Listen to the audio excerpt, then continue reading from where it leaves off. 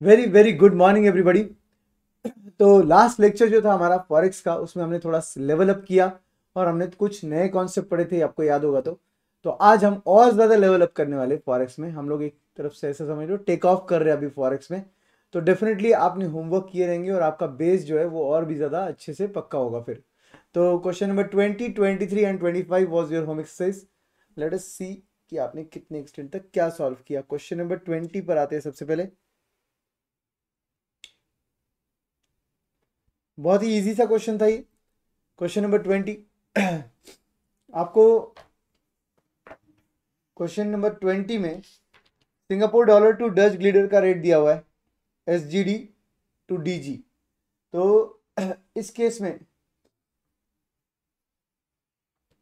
एक by rate है, एक सेल रेट है, और बोला है the Netherland firm imports goods worth Singapore dollar 7,20,000 to make this payment how much Dutch guilder is required. तो आपका आंसर क्या आया दोस्तों इसका? What is your answer for this? इसको डच ग्लीडर कितना लगेगा अगर सिंगापुर डॉलर 7,20,000 पे करना है तो?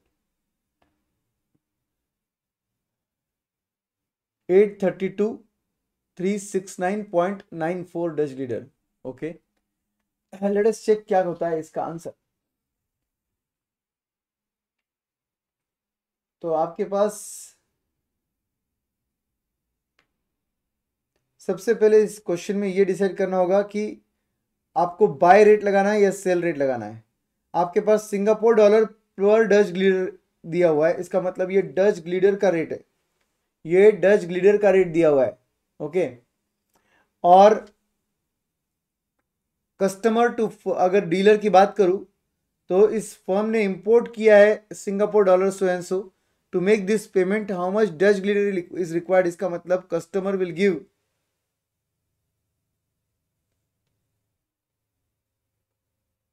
Dutch guilder to dealer and it will take Singapore dollar. उसको डच ग्लीडर देकर सिंगापुर डॉलर लेना पड़ेगा। How many Dutch guilders, how much Dutch guilder is required. तो चलो हमने डच ग्लीडर दिया और सामने से सिंगापुर डॉलर लिया, और रेट जो दिया था वो पर डीजी दिया था। इसका मतलब पर डीजी है, तो यहां पर सिंगापुर डॉलर SGD पर डीजी, ये आपका रेट है, इसलिए अपन ने डीजी को सर्कल किया। अब डीलर क्या कर रहा है डीजी के साथ? तो डीलर जो है वो डीजी बाय कर रहा है। आपको बाइंग रेट यूज करना पड़ेगा, करेक्ट। आपको बाइंग रेट यूज करना पड़ेगा। बाइंग रेट आपका है 0.8650। 0.8650 ये रेट तो हो गया, बट आपके पास यहां पर जो अमाउंट दिया है वो सिंगापुर डॉलर 7,20,000 दिया है। तो जो अमाउंट दिया है वो सिंगापुर डॉलर 7,20,000 दिया है, और आपके पास जो रेट दिया है वो पर डीजी दिया है। मैच हुआ कि डिंट मैच हुआ? डिंट मैच हुआ रहेगा तो डिवाइड कर लो, मैच हुआ तो मल्टीप्लाई कर लो। डिंट मैच हुआ डिवाइड करो। तो डिवाइड करेंगे हम लोग बाय रेट से। हमारा बाइंग रेट कितना है? 0.8650।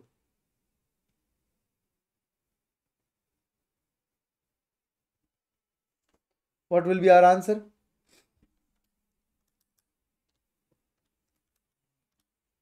Correct, absolutely correct. जो आपने आंसर बोला था वो 8,32,369.94 आपको रिक्वायर्ड रहेगा डच ग्लीडर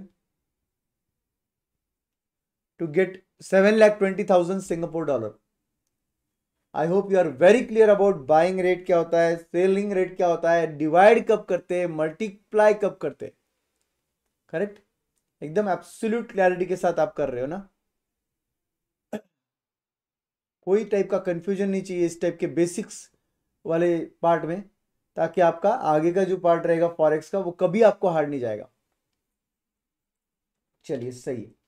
नेक्स्ट क्वेश्चन आपके होमवर्क के लिए था 23rd क्वेश्चन। ये क्वेश्चन था क्वेश्चन नंबर 20। अब है क्वेश्चन नंबर 23। क्वेश्चन नंबर 23 जो है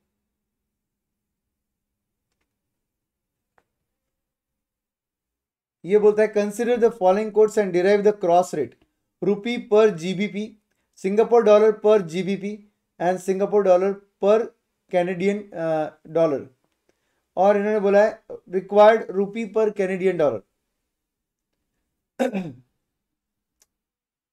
रुपी per Canadian dollar is equal to क्या करना पड़ेगा बताइए, रुपी टू जीबीपी कर जीबीपी टू सिंगापुर डॉलर कर Singapore dollar to Canadian dollar करना पड़ेगा आपको।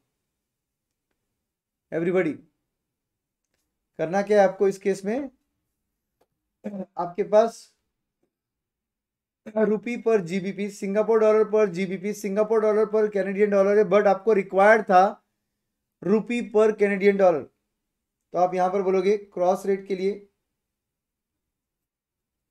रुपी per Canadian dollar is equal to rupee per Great Britain pounds into Great Britain pounds per Singapore dollar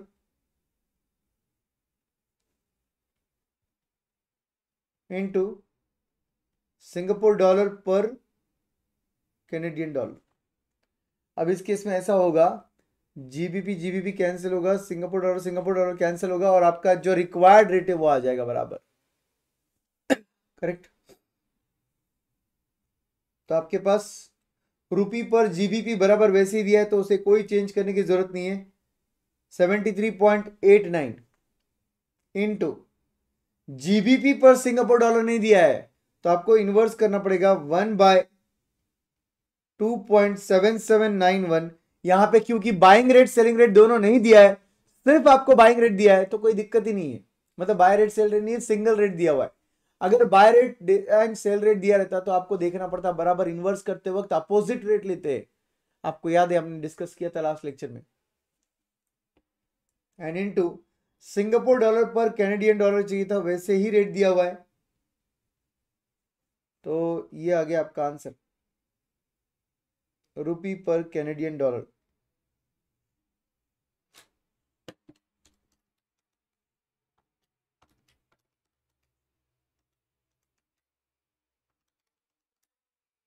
कितना आता है, वेरी गुड, 32.285 पर Canadian dollar, rupees 32.285 पर Canadian dollar, rupee to Canadian dollar का rate आ गया। ये था आपका क्वेश्चन नंबर 23। अब बचता है क्वेश्चन नंबर 25। क्वेश्चन नंबर 25 क्या बोलता है देखिए, following codes are available in the currency market. $1 is equal to rupees 45.1520, buy rate और सेल रेट दोनों दिया है। 1 pound is equal to so and so dollar, buy rate sell rate दोनों दिया है। 1 euro is equal to so and so pound. Now they are asking you to determine the bid and ask rate for rupee per euro. Rupee per euro bid rate भी निकालो और offer rate भी निकालो। बहुत ही अच्छा question है। यहां पर बिड रेट आस्क रेट दोनों दिए हैं और दोनों भी रेट्स पूछे। जिसको ज्यादा क्लैरिटी रहेगा वही सॉल्व कर पाएगा ये।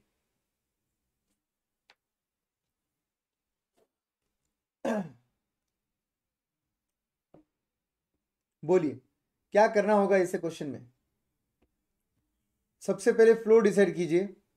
रुपी पर यूरो निकालना है, रुपी पर यूरो निकालना है तो रुपी पर डॉलर कीजिए, डॉलर पर पाउंड कीजिए, पाउंड पर यूरो कर लीजिए। रुपीज पर डॉलर, रुपी पर डॉलर ही दिया हुआ वैसे भी, डॉलर पर पाउंड वैसे भी डॉलर पर पाउंड ही दिया हुआ है, एंड पाउंड पर यूरो वैसे भी पाउंड पर यूरो ही दिया हुआ है। तो कोई इंटरचेंज तो हो नहीं रहा है, बट सिर्फ एक काम करना है, बिड रहेगा तो बिड बिड बिड लेना है, और आस्क रहेगा तो आस्क आस्क आस्क लेना पड़ेगा आपको। करेक्ट, सही बोल रहा हूं क्या मैं। 25th question,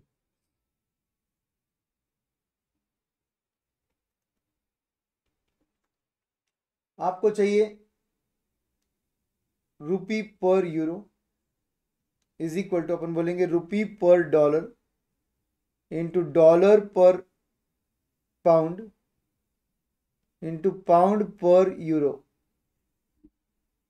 correct. और अगर ये बिड रेट है तो सब जगह बिड, अगर ये ऑफर रेट है तो सब जगह ऑफर।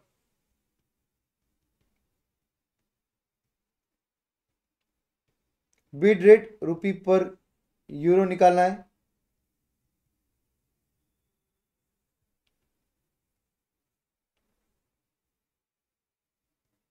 तो बिड रेट के लिए 45.1520 into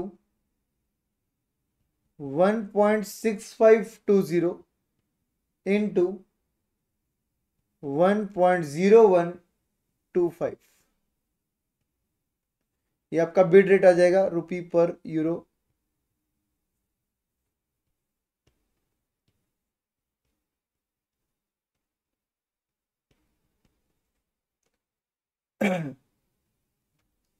$75.523, okay.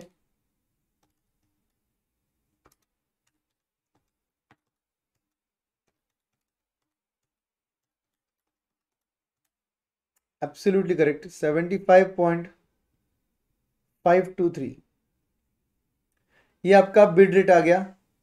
And same like this आपको ऑफर रेट निकालना है।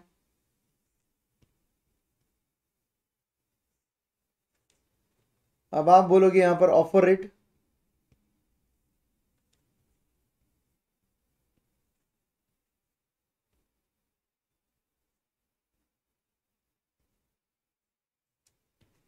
और तीनों जगह आपको ऑफर रेट लेने हैं। आपके ऑफर रेट्स क्या क्या है?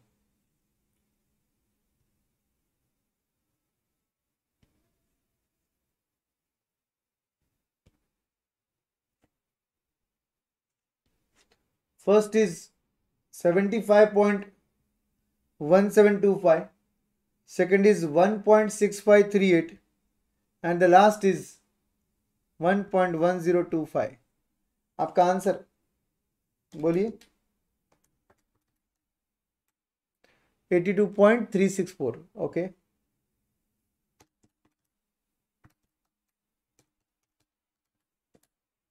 $82.364, बिल्कुल सही है। ये आपका ऑफर रेट आ गया। ये आपका ऑफर रेट आ गया दोस्तों रुपी पर यूरो। और आप देख सकते हो आपका बाय रेट जो है वो कम है और आपका ऑफर रेट जो है वो ज्यादा है।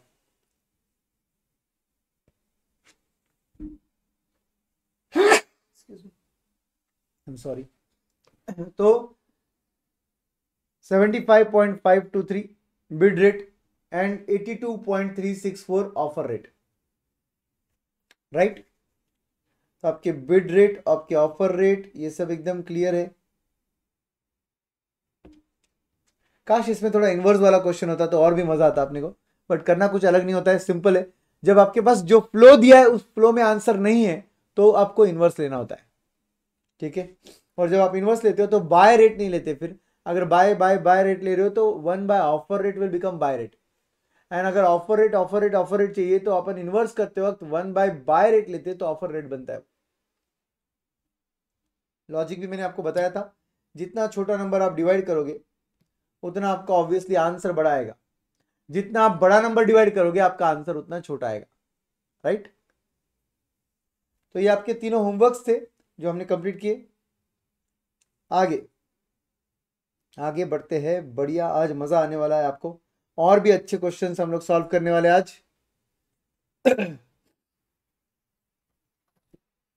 एक अलग कंसेप्ट पढ़ेंगे आज। फॉरवर्ड रेट तो आपको पता ही है, मनी मार्केट पढ़ेंगे आज आप पढ़ने वाले हो मनी मार्केट। तो एवरीबॉडी, आपको कौन से क्वेश्चन पे आना है?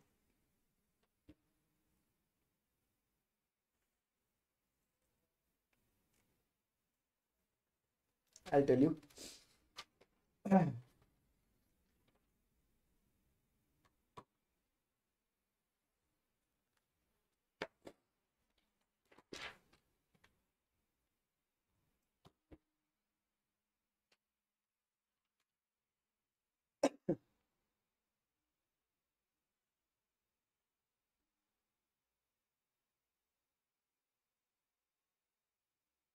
यस, क्वेश्चन नंबर 12 पे आ जाइए। क्वेश्चन नंबर 12 पे आ जाइए।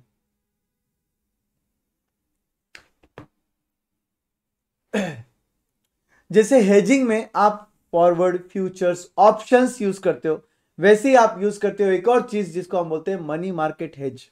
तो आपके पास आपके पास चॉइसेस कितने? 4। आपके पास 4 चॉइसेस है, forward rate, future rate, options, या तो सीधा मनी मार्केट हेज। ये 4 ऑप्शन है आपके हेजिंग के लिए। मनी मार्केट हेज क्या होता है वो देखते हैं और फॉरवर्ड के साथ उसको कंपेयर करते हैं। मनी मार्केट हेज क्या होता है देखते हैं, उसको फॉरवर्ड के साथ कंपेयर करते हैं। तो सबसे पहले क्वेश्चन नंबर 12 पढ़िए। आपको मनी मार्केट हेज समझाने के लिए मुझे एक क्वेश्चन का सहारा लेना पड़ेगा कि हम एग्जैक्टली मनी मार्केट हेज में क्या करते हैं। ठीक है। Finance director of P limited has been studying the exchange rates and interest rates relevant to India and USA. P Limited has purchased goods from US company at the cost of $51 lakhs payable in dollar in 3 months time. तो important क्या है दोस्तों कि हमको US based company से हमने goods purchase किया at a cost of $51 lakh payable in dollar and in 3 months time. तो एक तो डॉलर में देना है, वो भी 3 मंथ्स टाइम में देना है, $51 लाख है। In order to maintain profits, the finance director wishes to opt, if possible, a risk-free strategy that will ensure the cost of goods to P Limited is no more than 22 crores. तो company चाहता है कि company का जो cost है वो 22 करोड़ से ज्यादा नहीं चाहिए। चलो ठीक है, अपना टारगेट है 22 करोड़ से ऊपर नहीं जाना है। The exchange rate रुपी पर dollar, spot rate is 40, 42, bye rate sell rate दिया हुआ है। 1 मंथ फॉरवर्ड रेट 41, 43, ये भी बाय रेट सेल रेट दिया हुआ है। 3 मंथ फॉरवर्ड 42, 45, ये भी बाय रेट और सेल रेट दिया है। And interest rates available to P limited India में और यूएसए में दिए, बोरिंग रेट भी दिया है और डिपॉजिट रेट भी दिया हुआ है। इसको लेंडिंग रेट भी बोलते हैं और इसको बोरिंग रेट बोला है। इंडिया का दिया हुआ है, यूएसए का दिया हुआ है, और यही होता है आपका मनी मार्केट हेज। आप इन रेट्स के थ्रू मनी मार्केट हेज कर सकते हो।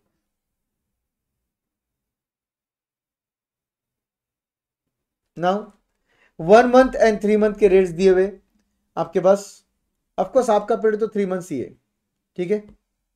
Now they are saying calculate whether it is possible for P limited to achieve a cost directly associated with this transaction no more than 22 crores by means of forward market hedge और money market hedge। तो आपके पास choice दो है, forward market hedge use कर सकते हो और money market hedge use कर सकते हो। आपका टारगेट, आपका लक्ष्य क्या है? 22 करोड़ से ऊपर आपको नहीं चाहिए आपका कॉस्ट। ट्रांजैक्शन कॉस्ट में भी इग्नोर्ड,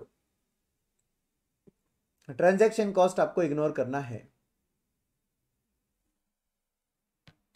तो सबसे पहले फॉरवर्ड मार्केट हेज तो हमको पता ही है, हम फॉरवर्ड रेट बुक कर देंगे और उस रेट से हम पेमेंट करेंगे। तो अगर आप फॉरवर्ड रेट बुक कर रहे हो तो आपके लिए रेट कौन सा रेलेवेंट रहेगा? फॉरवर्ड रेट के लिए आपका रेट रेलेवेंट कौन सा रहेगा? 40, 42, 41, 43 या 42, 45? Forward market hedge. Spot rate, 1 month forward rate या 3 मंथ फॉरवर्ड रेट, कौन सा रेलेवेंट रहेगा? 3 मंथ रहेगा, बिल्कुल सही है। तो चलो ये दोनों को फोकस से हटा देते हैं। अब बताओ 42 एंड 45 में से ज्यादा रेलेवेंट कौन सा रहेगा अभी? बाय रेट या सेल रेट? बाय रेट या सेल रेट? 42 या 45?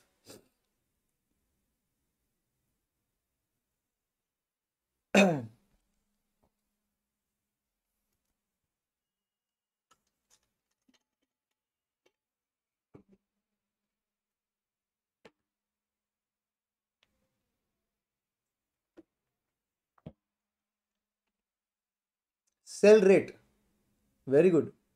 सेल रेट रेलेवेंट रहेगा 45, ये वाला रेट रेलेवेंट रहेगा। कैसे डिसाइड किया सर? सबसे पहले हेडिंग दे दो, ये आपका क्वेश्चन नंबर 12।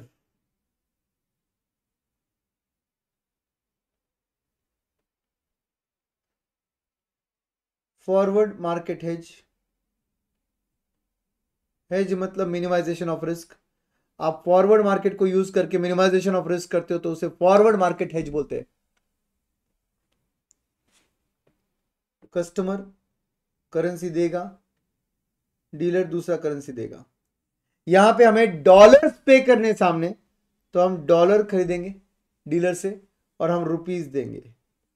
करेक्ट, हम रुपी देंगे और डॉलर 51 लाख लेंगे ताकि हम आगे पे कर सके। तो रेट जो दिए वो रुपी पर डॉलर दिए, इसका मतलब डॉलर रेट है, तो डॉलर को गोल करना पड़ेगा और देखना पड़ेगा डीलर डॉलर के साथ क्या कर रहा है।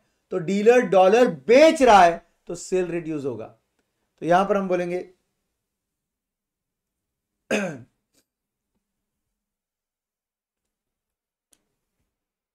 Particulars and right hand side amount.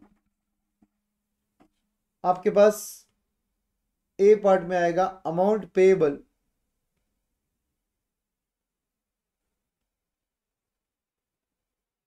In dollar और ब्रैकेट में लिख दो इन लैक्स। कितना? 51। दूसरा चीज अपन बोलेंगे 3 month cell rate, 3 month cell rate applicable will be 45 rupees per dollar, 45 rupees per dollar. और आपको डॉलर में अमाउंट दिया हुआ है पे करने वाला, तो डिवाइड होगा या मल्टीप्लाई होगा? आपको जो अमाउंट दिया है वो डॉलर में दिया है पे करने वाला, डिवाइड होगा या मल्टीप्लाई होगा?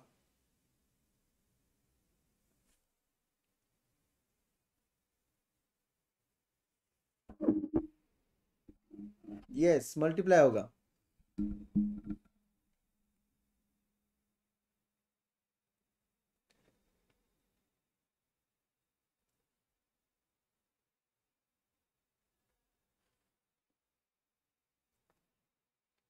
तो हम बोलेंगे amount payable in rupees in lakhs will be A into B. Multiply क्यों कर रहे हैं सर? बिकॉज आपको रेट पर डॉलर दिया हुआ है और अमाउंट है 51 लाख डॉलर्स, मतलब डॉलर डॉलर मैच हो गया, तो इसलिए मल्टीप्लाई, मैच हो गया, मल्टीप्लाई। मल्टीप्लाई करो।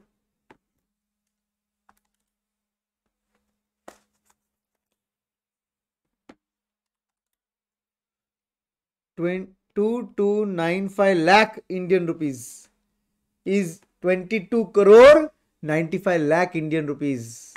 अपना कॉस्ट 22 करोड़ के ऊपर नहीं जाना चाहिए था, बट यहां पर 22 करोड़ 95 लाख आ रहा है। तो भाई फॉरवर्ड रेट से तो आपका कोई मैच हुआ नहीं है, फॉरवर्ड रेट से आपका टारगेट मैच नहीं हुआ, कोई बात नहीं।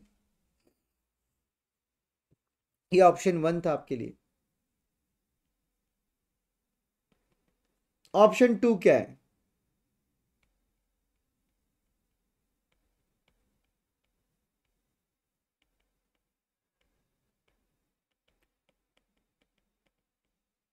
मनी मार्केट है जी, आपके लिए ऑप्शन 2 है।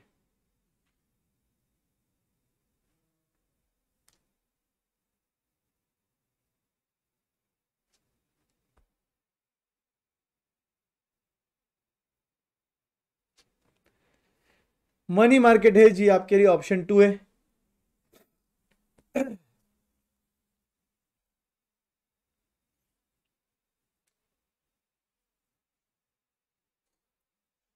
बोलिए, मनी मार्केट हेज में क्या करते हैं सर हम? ठीक है, एक काम करते हैं, मनी मार्केट हेज को अच्छे से समझते हैं, थोड़ा ज़्यादा स्पेस लगेगा, मैं नीचे शिफ्ट कर रहा हूँ इसको।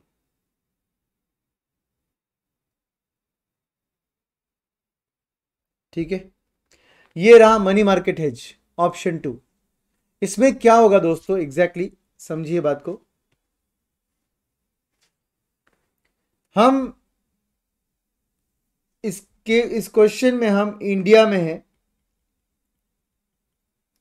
और हमें यूएसए में अमाउंट पेएबल है, यूएस डॉलर पेएबल है ना, इसलिए यूएसए में पेएबल अमाउंट कितना है ध्यान से समझिए। पेएबल अमाउंट है $51 lakhs। ये पेएबल अमाउंट है $51 लाख। मनी मार्केट हेज में हम क्या करते हैं दोस्तों, अगर ये लायबिलिटी है तो हम उधर क्रिएट करते हैं asset, opposite position. We will create asset in USA today such that on maturity it will have this amount as maturity value। तो होगा ऐसे कि अगर एक एसेट हम क्रिएट करेंगे आज जिसका 3 महीने बाद मैच्योरिटी वैल्यू होगा 51 लाख, तो गाइस बहुत सिंपल हो गया। उधर लायबिलिटी था और उधर तुमने एसेट क्रिएट किया जिसका maturity value equal to liability है, तो उधर का लायबिलिटी पे ऑफ हो गया उधर की उधर। तुमने लायबिलिटी देखकर क्या किया, अपोजिट पोजीशन क्रिएट किया, मतलब एसेट क्रिएट किया, और ऐसे पोजीशन क्रिएट किया कि आपका आज का asset on maturity will be equal to liability. I hope you are understanding the concept. आपका आज का asset on maturity should be equal to this amount of liability. तो होगा क्या सर, उससे क्या होगा सर, उससे ऐसा होगा बेटा कि वहां की वहां वो अमाउंट पेएबल हो जाएगा, क्योंकि आपका जितना अमाउंट पेएबल था उतना ही आपका मैच्योरिटी वैल्यू ऑफ एसेट रहेगा। तो हम बोलेंगे, ये मैं आपको फ्लो बता रहा हूं, समझाने के लिए बता रहा हूं, ये पूरा अच्छे से लिख लीजिए मेरे साथ साथ। Create asset in USA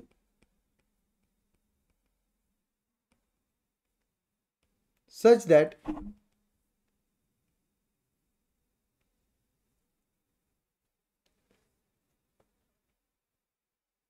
maturity amount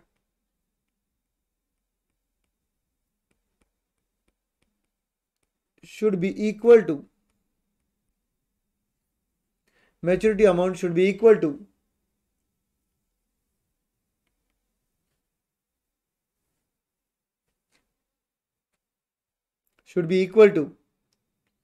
liability amount, that is अपने इस केस में $51 lakhs। create asset in USA such that maturity amount should be equal to liability amount, that is $51 lakhs in this case।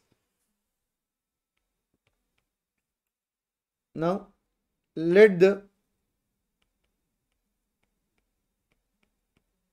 amount to be invested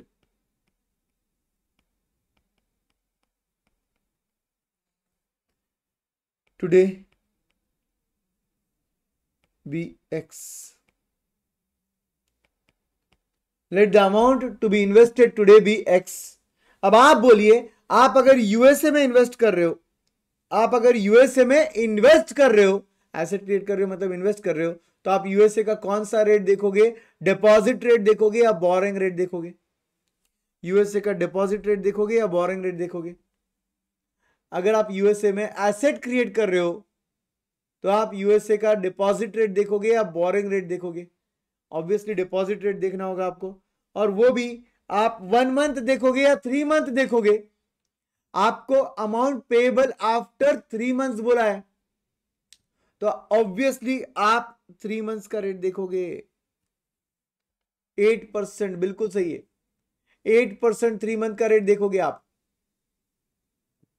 international rates कभी भी per annum होते हैं, तो ये rates जो दिए रहते हैं ये पर एनम रेट्स होते हैं, ठीक है।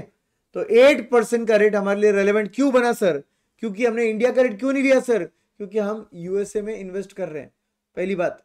क्योंकि लायबिलिटी यूएस में पेएबल था, तो एसेट भी यूएस में क्रिएट करना है। क्योंकि एसेट क्रिएट करना है तो डिपॉजिट रेट देखा, अगर लायबिलिटी क्रिएट करना रहता तो बोरिंग रेट देखते।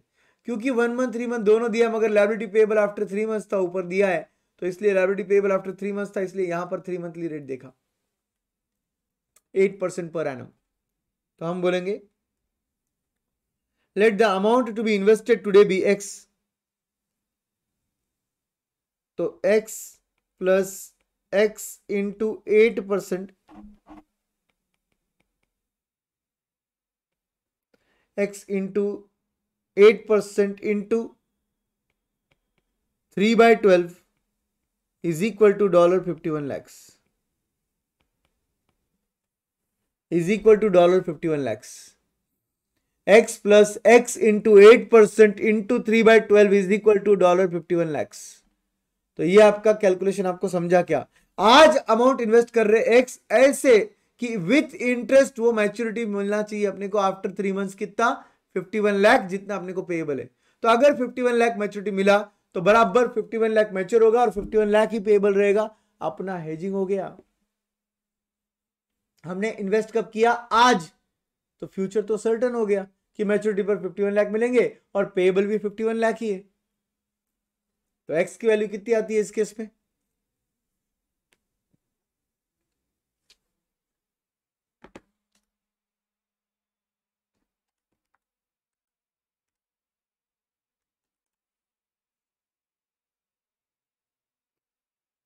$1x plus 0.02x is equal to $51 lakhs.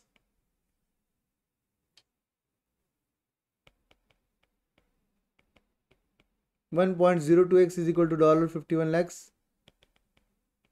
Therefore, x is equal to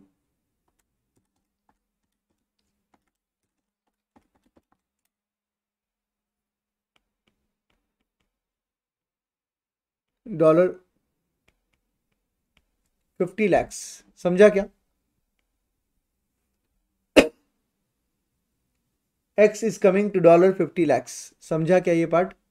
अब आप बोलेंगे कि आज इन्वेस्टमेंट 50 लाख किया डॉलर, वहां मैच्योरिटी पर मिला 51 लाख आफ्टर 3 मंथ्स और पेबल था 51 लाख आफ्टर 3 मंथ्स। खत्म, पे हो गया, बात खत्म। अब क्वेश्चन आता है कि ये 50 लाख जो वहां पर इन्वेस्ट करने वो कहां से आएंगे? तो वो आएंगे फ्रॉम इंडिया। आज इन्वेस्ट करना था वो, तो आज इंडिया से हम लोग वो लाएंगे बाय बोरिंग फ्रॉम इंडिया। ये जो अमाउंट है ये कहां से आएगा? इंडिया से आएगा by borrowing from India today, क्योंकि इन्वेस्टमेंट आफ्टर 3 मंथ्स नहीं करना है, इन्वेस्टमेंट आज करना है। तो ये अमाउंट के लिए आपको इंडियन मार्केट में देखना पड़ेगा क्या होना है। ये अमाउंट के लिए आपको देखना पड़ेगा इंडियन मार्केट में क्या हो रहा है। तो हम बोलेंगे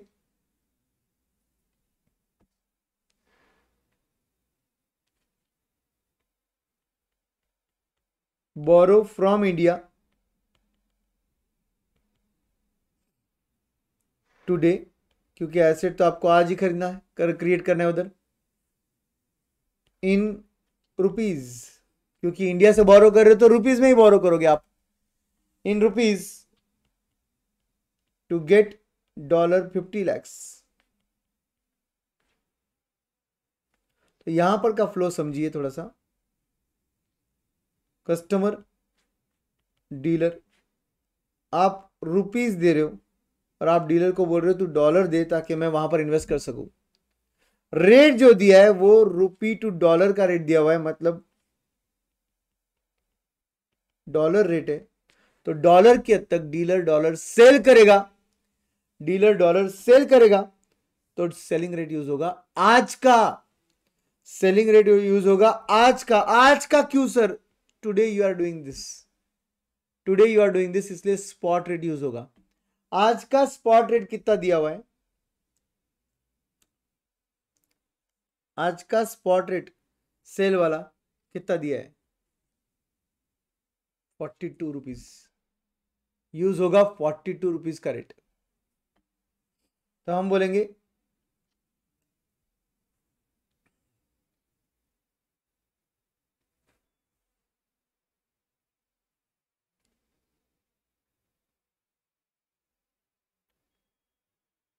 ₹42 into 50 lakhs is equal to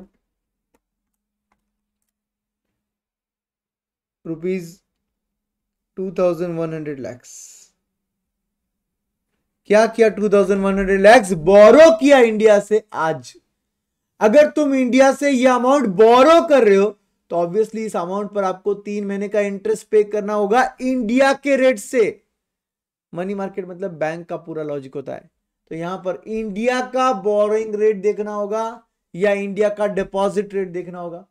अगर आप बोरो कर रहे हो इंडिया से तो ऑब्वियसली आपको इंडिया का बोरोइंग रेट देखना होगा। बिल्कुल सही है। तो इंडिया का बोरोइंग रेट कितना दिया हुआ है सर? 15 दिया और 16 दिया। सर कौन सा रेट लेंगे? 15 लेंगे या 16 लेंगे? एग्जैक्टली 16 लेंगे। क्यों लेंगे सर 16? 3 मंथली रेट चाहिए मुझे। 3 मंथली क्यों चाहिए सर? क्योंकि 3 महीने तक का ये पूरा सिनेरियो चल रहा है, तो 16% रेट यूज होगा। तो हमने बोरो किया 50 लाख, 16% से 3 महीने का इंटरेस्ट भरना पड़ेगा उस पर। तो हम बोलेंगे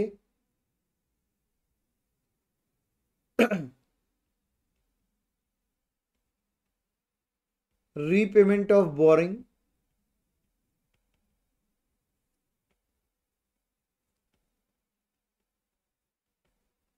from India after 3 months. After 3 months क्यों कर रहे सर? मगर क्योंकि आपका फॉरवर्ड रेट जो ऊपर निकाला ना आपने आंसर, ये आफ्टर 3 मंथ से, ये 3 महीने का फॉरवर्ड रेट था, तो 3 मंथ का फॉरवर्ड रेट था, इसलिए ये आंसर जो आया ये 3 मंथ बाद का आया। इसके साथ अगर मुझे कंपेरेबल बनाना होगा तो मेरा नीचे का आंसर भी 3 मंथ बाद का आना चाहिए। तो repayment of borrowings from India after 3 months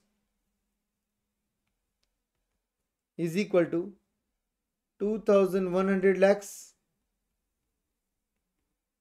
plus 2100 lakhs into 16% into 3/12।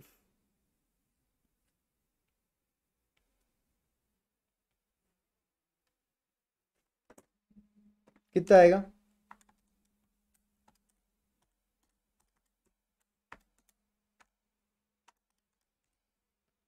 ₹2184 lakhs आता है क्या? चेक करो।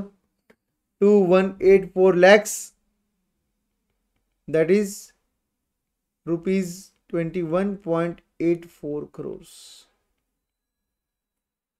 आता है क्या? चेक करो। 21.84 करोड़ विथ इंटरेस्ट इंडिया में फाइनली आपको देना है 21.84 करोड़। 2184 lakhs मतलब 21.84 करोड़।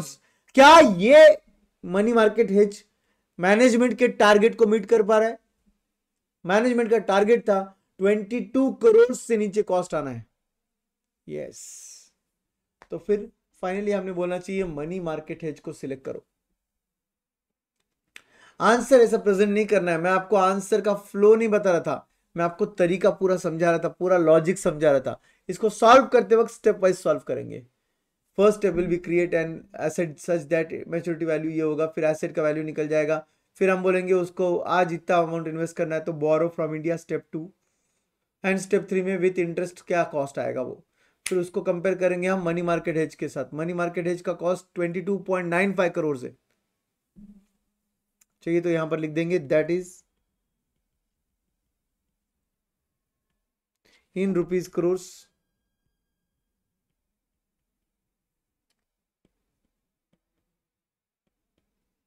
22.95 करोड़। तो ये 22.95 करोड़ के साथ अगर मैं कंपेयर करूंगा तो कभी भी 21.84 करोड़ कम है, तो डेफिनेटली हम लोग सेव कर सकते हैं अच्छा खासा अमाउंट। तो देख सकते हैं आप, कंपनी ने एक चीज इंपोर्ट की, उसके अगेंस्ट पेएबल था, और एक डील में यहां पर लगभग 1 करोड़ का डिफरेंस आ रहा है। 21.84 करोड़ एंड 22.95 करोड़ मतलब 1 करोड़ 11 लाख का डिफरेंस आ रहा है। आपने एक हेजिंग बराबर कर दिया और आपने कंपनी का इतना अमाउंट सेव कर दिया। तो आप इमेजिन करो, आप सीए बनने के बाद अगर हेजिंग करोगे तो कंपनीज के कितने अमाउंट्स आप सेव करोगे, तो आपका कितना पे पैकेज रहेगा। बराबर, इतना अच्छा यूजफुल काम करोगे कंपनी के लिए तो नो डाउट कंपनी आपको अच्छा पैकेज देगा।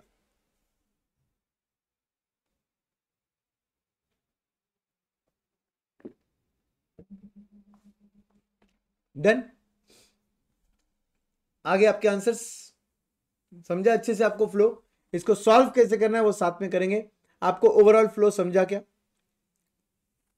Late me once again tell you. Payable था 51 lakhs, क्रिएट कर दिया एसेट क्योंकि लायबिलिटी था उधर, सच दैट मैच्योरिटी पर इक्वल टू लायबिलिटी होना चाहिए, दैट इज 51 लाख होना चाहिए। तो amount to be invested let this be X, X with interest should be equal to 51 lakhs। तो therefore today's X amount comes to 50 lakh rupees, dollar sorry, $50 lakh.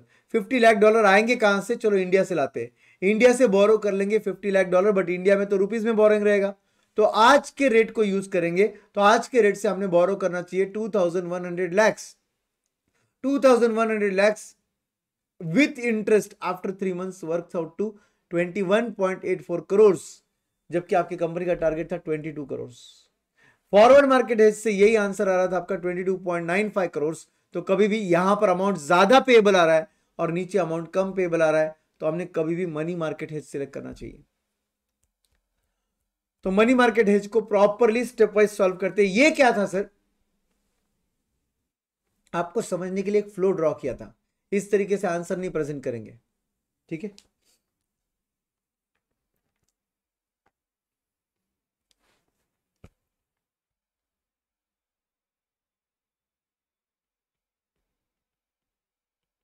Option 2,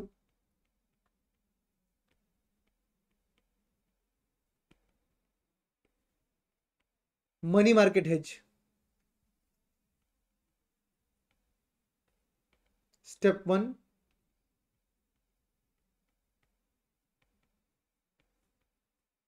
amount to be invested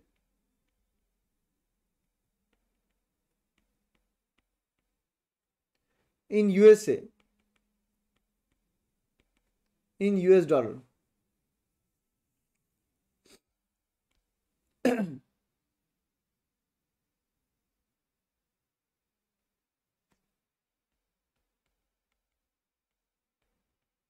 Let the amount to be invested be X, तो X plus X into USA का 3 monthly rate 8%, उस पर 3 month का interest, such that it should be equal to $51 lakhs, such that it should be equal to $51 lakhs। इसको solve करेंगे।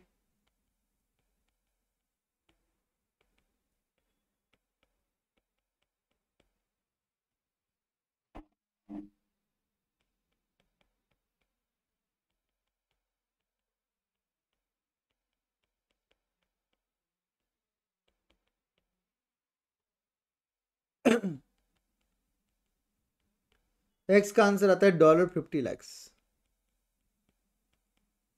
X का answer आता है $50 lakhs। आएगा कहां से ये पैसा?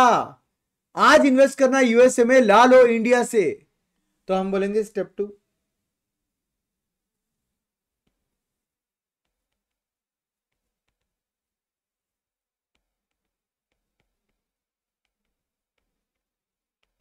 amount to be borrowed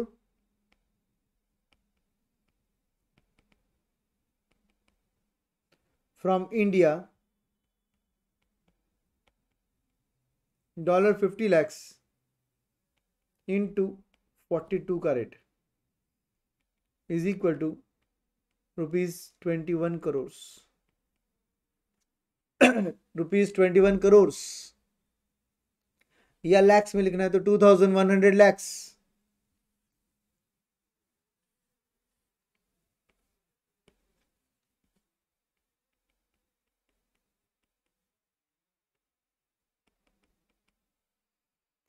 lakhs में 2100 lakhs, that is 21 crore.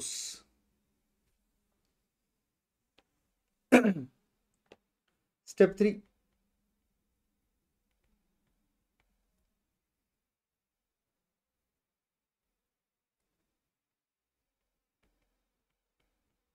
amount payable on maturity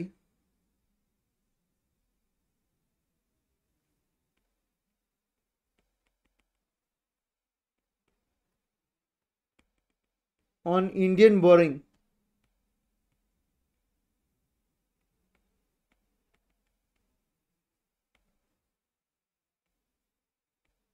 after 3 months। On maturity बोल दिया, मतलब ही आफ्टर 3 months है वो।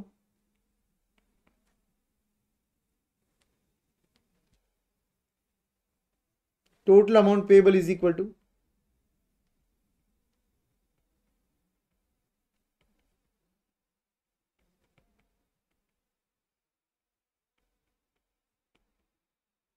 2,100 lakhs into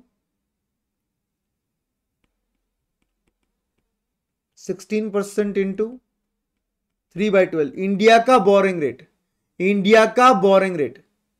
16% इंटू 3/12, ये इंटरेस्ट आ गया, प्लस 2,100 lakhs का principal, which will come to 2,184 lakhs. 2,184 lakhs, that is 21.84 crores. ये सब रुपीस में है।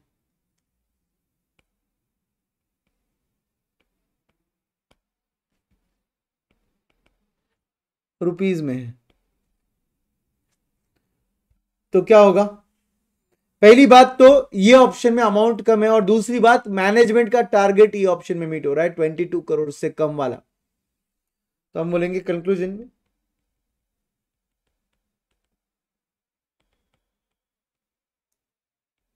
The investor should use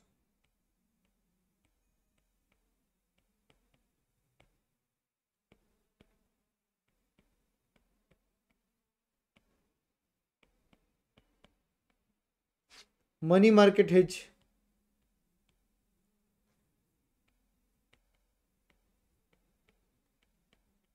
as the amount payable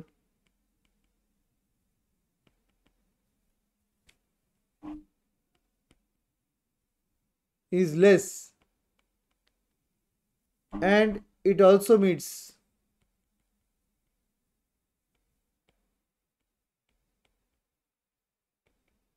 the objective of management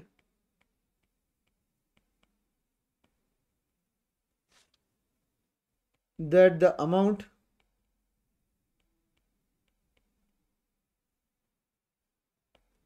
should be less than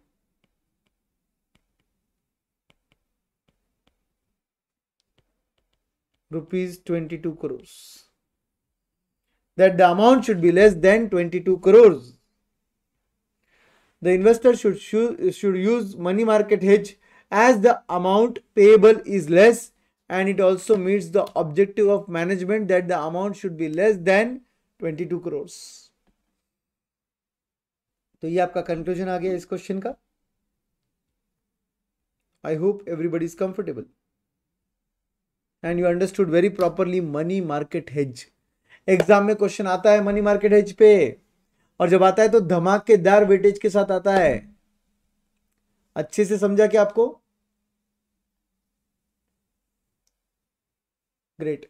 एक question और try करेंगे, आपका understanding clear हुआ या नहीं हुआ वो देखने के लिए। मनी मार्केट हेज पर अगला क्वेश्चन हम सॉल्व करेंगे, that will be I think immediately the next one.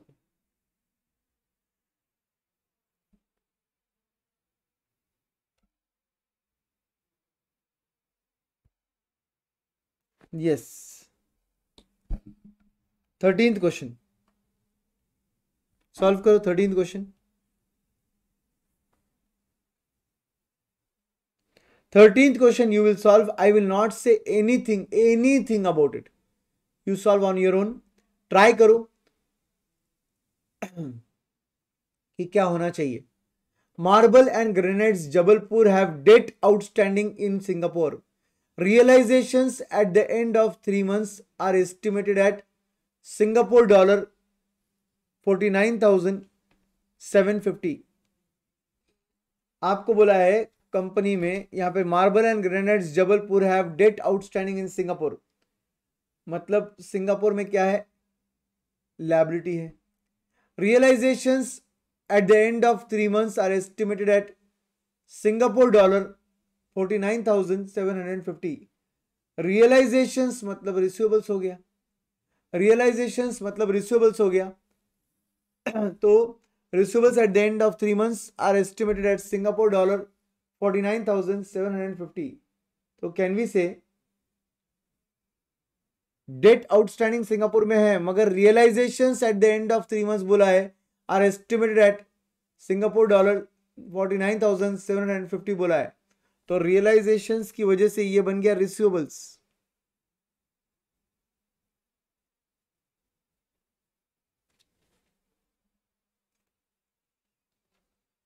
अगर आपका ये अमाउंट रिसीवेबल है आफ्टर 3 मंथ्स, सिंगापुर डॉलर 49,750, तो आप क्या बोलोगे? You will create liability there और एसेट देयर?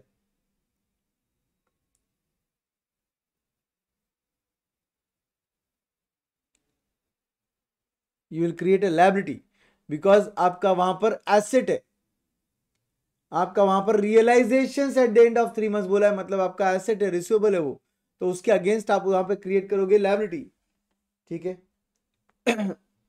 3 मंथ का आपको रेट दिया हुआ है, ये क्वेश्चन भी 3 मंथ के बारे में ही है, इसका मतलब spot rate rupees to Singapore dollar, 3 month forward rate rupees to Singapore dollar, additional information of interest rates, borrow, lend, India, Singapore, India. Which are the alternatives available to this marble and granites to minimize the risk? Identify one that you would be recommending, giving reasons. तो options तो आपके पास, alternatives तो आपके पास दो ही दिख रहे, क्योंकि ये रेट्स दिए हुए हैं, तो आप बोलोगे मनी मार्केट हेज,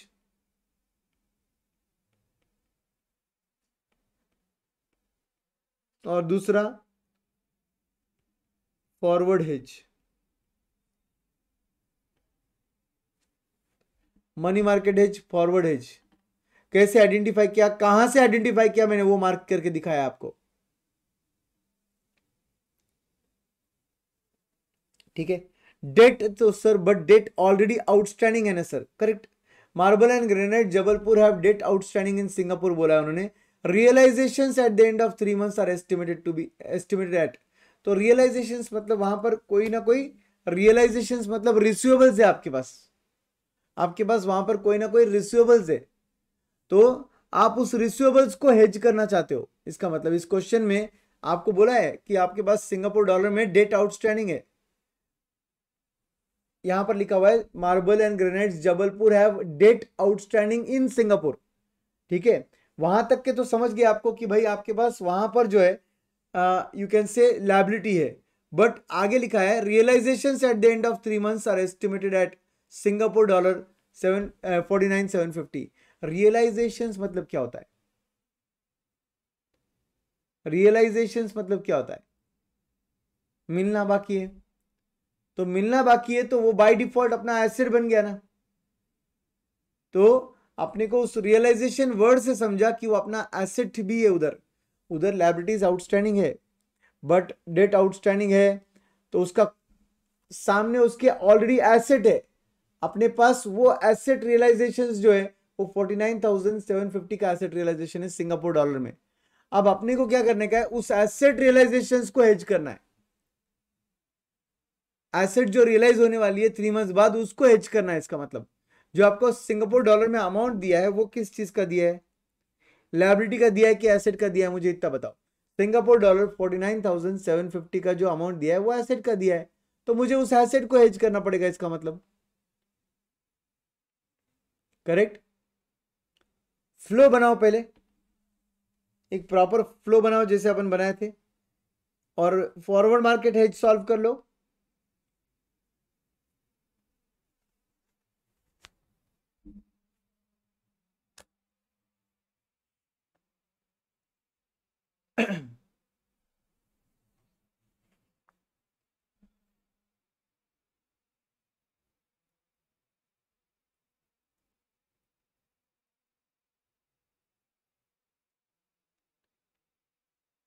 ऐसे क्वेश्चन की वर्डिंग से इंटरप्रिटेशन क्या क्लियर हो रहा है मैं आपको समझाता हूं।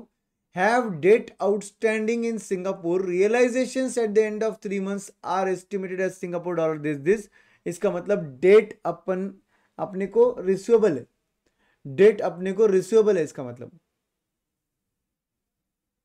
रियलाइजेशन वर्ड से समझ रहा है, डेट अपने को रिसीवेबल है, अपन ने डेट दिया है सिंगापुर में, ऐसा हो रहा है।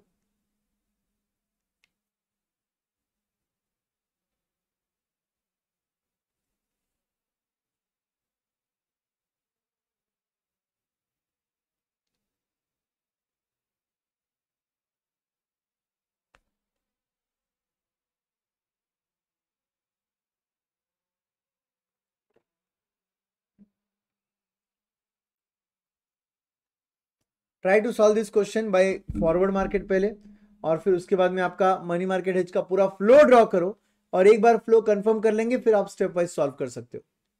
ठीक है।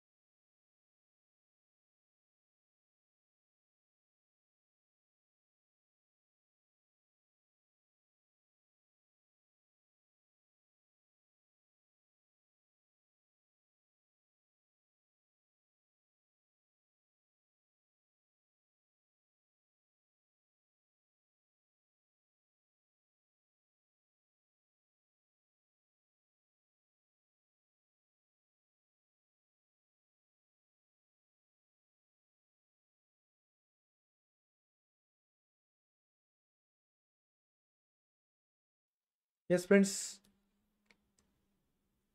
क्या आपका फ्लो आ गया है?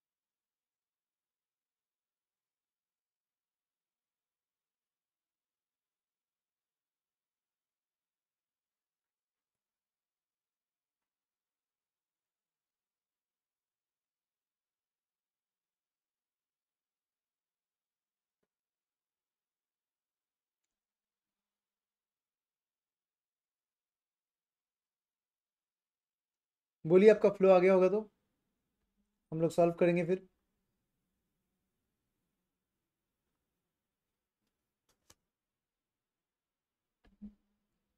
नहीं जम रहा होगा तो वैसे बताइए, अपन साथ में सॉल्व करेंगे, कोई प्रॉब्लम नहीं है।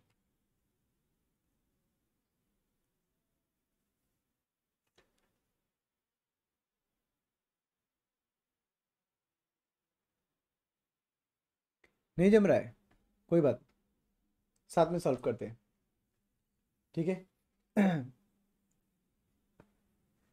ध्यान से देखिए, ये कॉन्सेप्ट थोड़ा हटकर होता है इसलिए इजीली समझता नहीं है। आप एक बात बताइए, फॉरवर्ड रेट जमा है क्या आपको? फॉरवर्ड रेट का आपका आंसर आया क्या?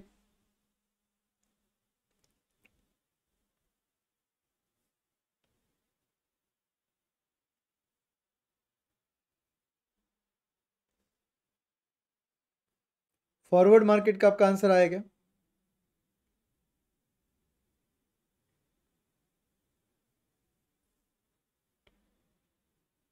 वो भी नहीं जमा, तो वो भी साथ में सॉल्व कर लेंगे, कोई प्रॉब्लम नहीं। Option 1,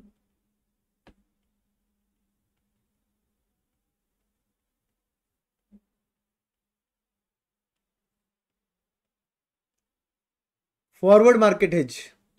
option 1 is forward market hedge everyone. Option 1 क्या है अपने पास? फॉरवर्ड मार्केट हेज करना है अपने को, ठीक है। तो यहां पर कस्टमर डीलर आपको देखना पड़ेगा सबसे पहले कि कौन सा करेंसी और क्या रेट दिया और करना क्या है, ठीक है। तो आप सबसे पहले देखिए, आपको फॉरवर्ड मार्केट हेज में करना क्या पड़ेगा। आपके पास रिसीवेबल में था सिंगापुर डॉलर, जो रिसीवेबल में था आपके पास सिंगापुर डॉलर, आप उस सिंगापुर डॉलर को दे दोगे डीलर को, और डीलर को बोलोगे भाई हमारा इंडियन करेंसी हमको दे दो, क्योंकि हम तो इंडिया में हैं तो हमको हमारा इंडियन करेंसी चाहिए। डन। रेट जो दिया है, क्वेश्चन में जो रेट दिया है रुपीस पर सिंगापुर डॉलर है, रुपीस पर सिंगापुर डॉलर रेट जो दिया है, देख लो एक बार, स्पॉट रेट वगैरह जो दिया है यहां पर रेट्स, ये रेट्स जो है रुपीस पर सिंगापुर डॉलर है। तो यहां पर इसका मतलब सिंगापुर डॉलर को आपको गोल करना पड़ेगा।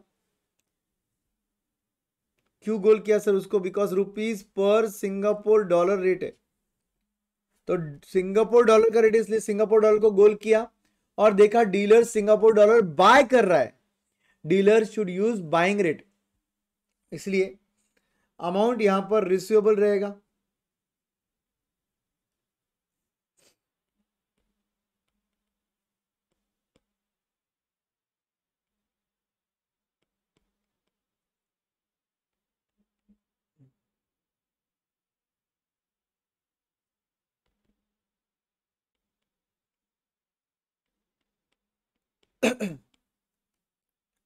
अब देखिए,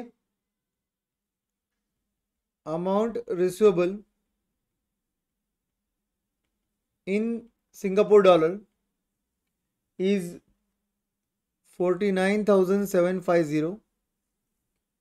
3 मंथ बाद का क्या लेना है अपने को, बाय रेट लेना है, because dealer is buying Singapore dollar. तो बाय रेट एप्लीकेबल हो जाएगा, रुपीज पर सिंगापुर डॉलर बोला है उन्होंने रेट को, और वो रेट है कितना, बाय रेट। 3 मंथ बाद का बाय रेट जो एप्लीकेबल हो जाएगा वो कौन सा रहेगा दोस्तों, 12.4। 3 मंथ बाद का फॉरवर्ड रेट विल बी 12.4। ठीक है, तो 12.4 का रेट लेंगे, और amount receivable in Indian rupees after 3 months. बोलो, आपके पास रेट है पर सिंगापुर डॉलर, और अमाउंट जो है वो सिंगापुर डॉलर में है, डिवाइड होगा कि मल्टीप्लाई होगा, मल्टीप्लाई होगा, मैच हो गया ना। सिंगापुर डॉलर का रेट दिया हुआ है और वहां पर ऊपर सिंगापुर डॉलर में अमाउंट दिया हुआ है। 12.4 इंटू 49,750 कम्स टू 6,16,900। 6,16,900 ये आपका अमाउंट रिसीवेबल आफ्टर 3 मंथ्स आ जाएगा। फॉरवर्ड मार्केट हेज तो बहुत आसान था। Option 2,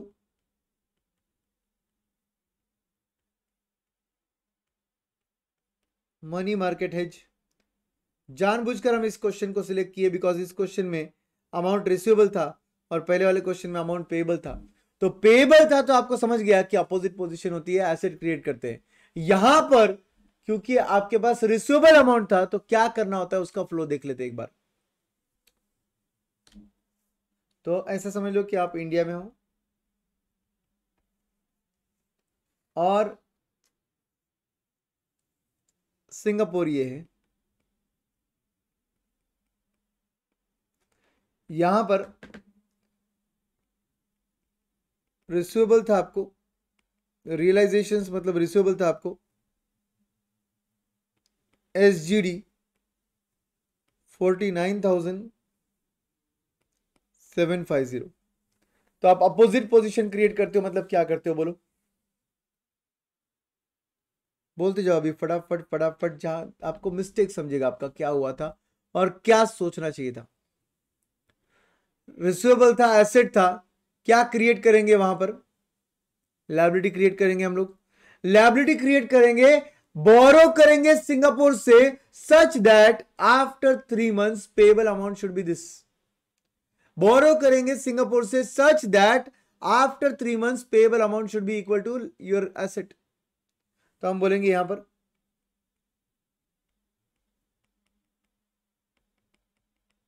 create liability in Singapore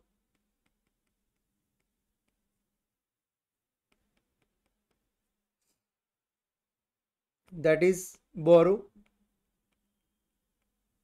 today such that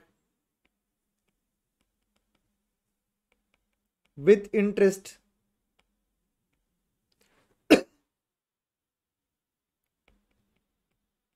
payable amount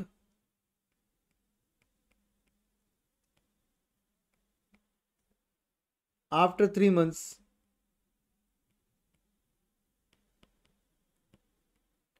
should be Singapore dollar 49,750। create liability in Singapore that is borrowed today such that with interest payable amount after 3 months should be Singapore dollar 49,750. तो भाई with interest हमको 49,750 पे करना है, ऐसा borrow कर लो. Let amount borrowed be x.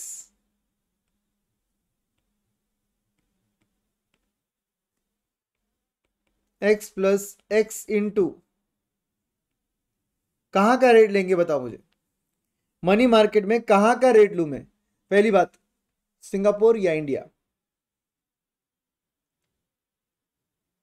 Singapore या इंडिया? सिंगापुर. बोरो या लेंड? बोरो या लेंड, कौन सा रेट लूं? वेरी गुड, बोरो रेट लेना है क्योंकि आप वहां पर लायबिलिटी क्रिएट कर रहे हो. तो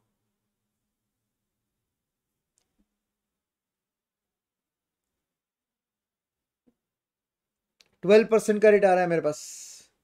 12% के रेट से बोरो करेंगे हम लोग 3 मंथ्स के लिए. तो this will be into 12% into 3/12 is equal to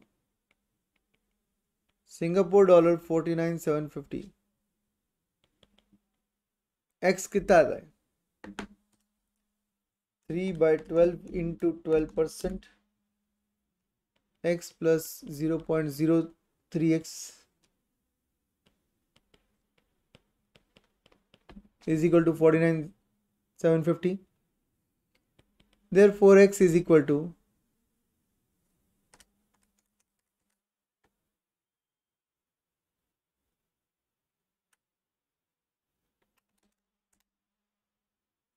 कितना आता है? 48,300.97 बोल दिया उन्होंने. तो एक काम कर लो, इसको 1 कर दो. 97 बोल दिया मतलब इसको 1 कर सकते हैं हम लोग. 48,301 सिंगापुर डॉलर. ये हमने क्या किया? वहां से बोरो कर लिया. अब क्या करेंगे? ये अमाउंट इंडिया में लाएंगे. ये अमाउंट इंडिया में लाएंगे और ये अमाउंट इंडिया में इन्वेस्ट करेंगे. ऑल ऑफ यू, ये अमाउंट इंडिया में लाकर क्या करेंगे? इंडिया में इन्वेस्ट करेंगे. ये अमाउंट कब सर? आज. ये अमाउंट आप वहां से बोरो कर रहे हो आज, विथ इंटरेस्ट आपको पेबल रहेगा 49,750. उधर रिसीवेबल था 49,750, बराबर नॉक ऑफ हो जाएगा, सेट ऑफ हो जाएगा. मगर आपके पास आज ही पैसा आ गया क्योंकि आपने बोरोइंग तो आज ही किया है 48,301 का. तो हम क्या बोलेंगे यहां पर?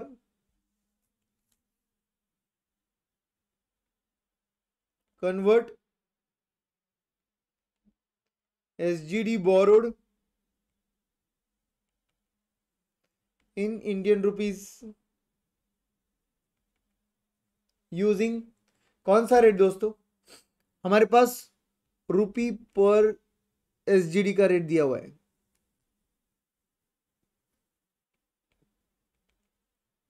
कस्टमर डीलर, हम SGD डीलर को दे रहे हैं, रुपया ले रहे हैं. क्योंकि हमने SGD में बोरो किया है तो हम SGD डीलर को दे रहे हैं. रेट तो पर SGD है, मतलब SGD को गोल करना है. डीलर SGD बाय कर रहा है कि सेल कर रहा है? डीलर SGD बाय कर रहा है. बाइंग रेट लगेगा. कौन सा बाइंग रेट लगेगा? 3 मंथ वाला कि स्पॉट वाला? कौन सा रेट लगेगा बाइंग का?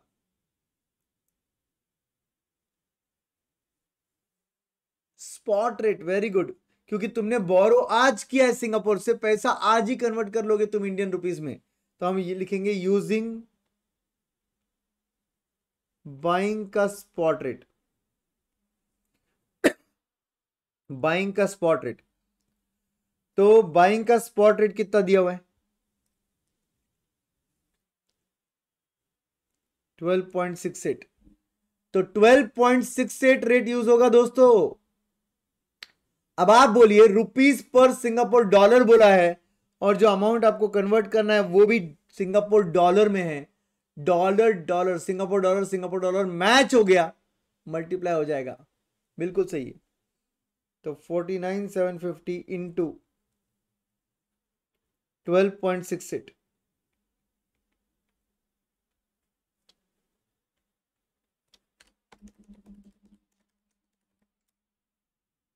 कितना आएगा?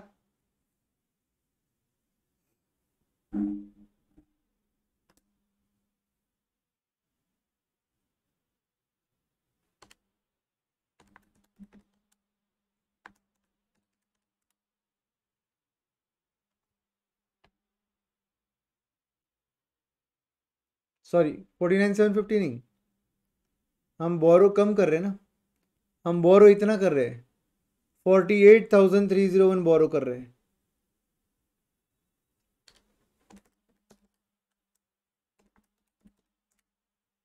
कितना आएगा अपने पास रुपया? 6,12,457।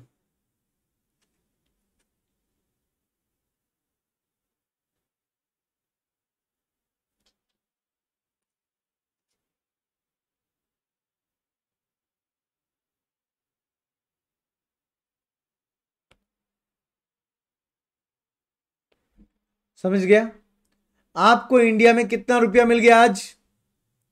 6,12,457। यहां तक का पार्ट समझ गया है, ग्रेट। अब आप बोलिए क्या ये कंपेरेबल होगा ऊपर के इससे? ऊपर के इससे क्या ये कंपेरेबल होगा? यस और नो? ऊपर के इससे 6,16,900 से ये कंपेरेबल नहीं है। Very good. क्यों नहीं है? वो 3 महीने बाद का रिसीवेबल है और ये आज का अमाउंट है। तो आप क्या करोगे?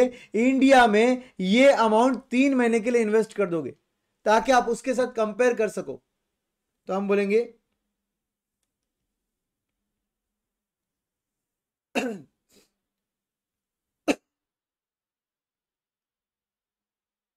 Invest ₹6,12,457 today in India for 3 months. Therefore, amount receivable after 3 months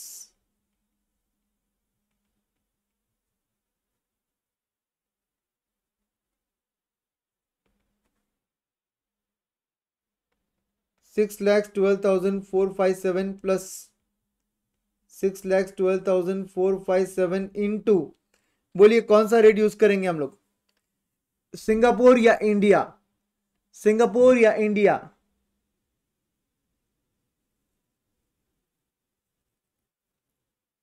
कौन सा रेट यूज करेंगे? इंडिया का, वो भी lending rate. Very good, because we are depositing that money in India, we are investing that money in India. तो lend rate use करना पड़ेगा आपको इंडिया का। 7.5% है वो, 7.5% का लेंडिंग रेट है। तो यहां पर आ जाएगा 7.5% 3/12।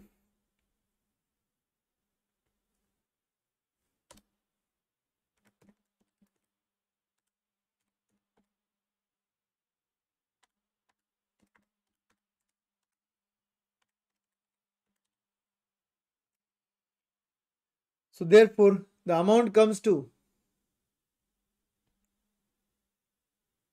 6,23,941,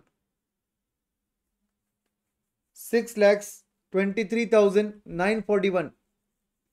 Can you compare this amount with 6,16,900 now? 6,23,941. Can it be compared with 6,16,900 now? Yes, because both are receivable after 3 months. So अगर दोनों भी receivable after 3 months है तो हम कंपेयर कर सकते हैं। और अगर हम कंपेयर कर सकते हैं तो हम देख रहे हैं कि मनी मार्केट हेज में ज्यादा अमाउंट मिल रहा है। अगर मनी मार्केट हेज में ज्यादा अमाउंट मिल रहा है तो हम क्या बोलेंगे? मनी मार्केट को सिलेक्ट कर लो। बट इसको अभी स्टेप वाइज लिखना है। ये जो भी लिखा है ये तो समरी अपने अंडरस्टैंडिंग के लिए था भाई, ये समरी अपने अंडरस्टैंडिंग के लिए था। अपन इसको स्टेप वाइज आंसर में लिख सकते हैं अभी बहुत इजी तरीके से। हम बोलेंगे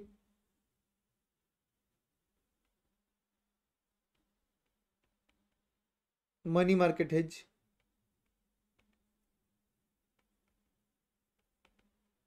step one, amount to be borrowed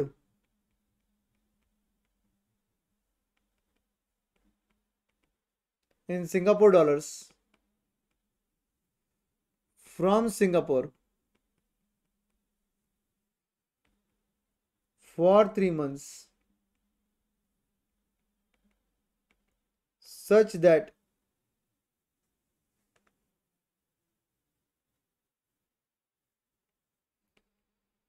the payable amount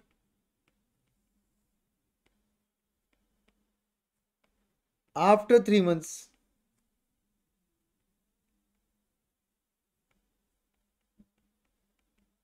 should be equal to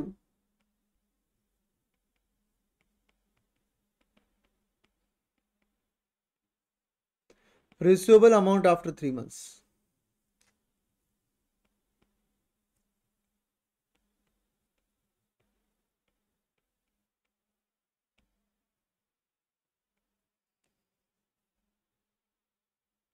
Let the amount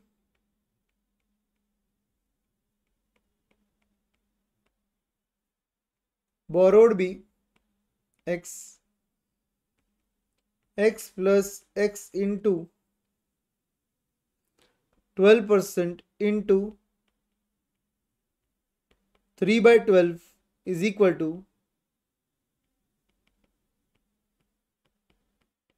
Singapore dollar 49,750. Therefore x is equal to Singapore dollar 48,301.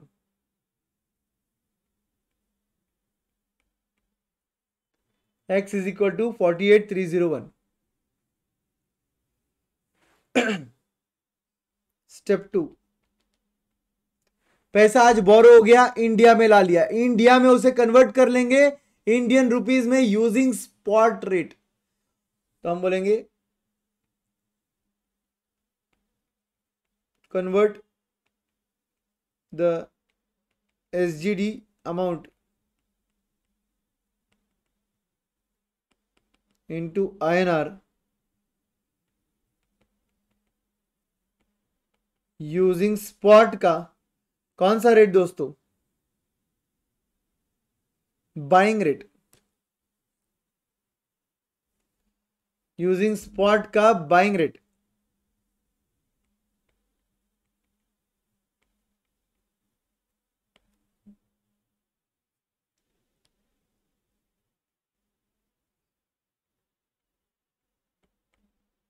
$48,301 into 12.68 is equal to rupees 6,12,457.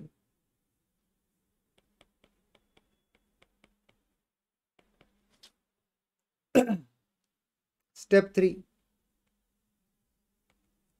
क्या करोगे इन पैसों का, आप India में ये पैसा invest कर दो 3 मंथ्स के लिए। तो हम बोलेंगे invest oblique land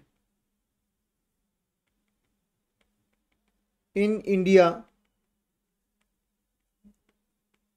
for 3 months।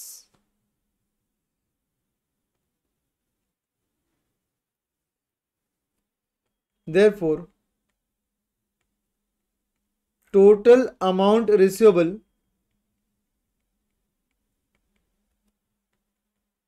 in Indian rupees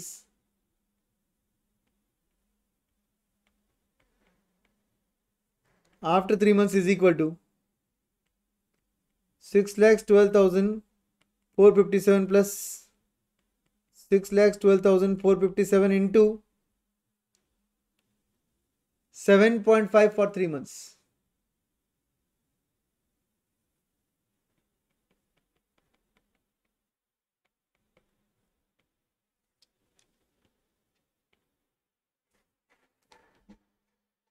So your answer comes to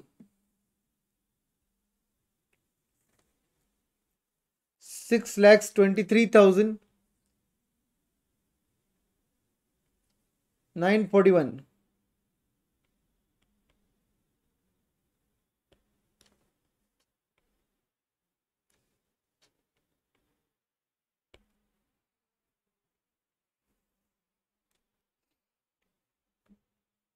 हम क्या बोलेंगे?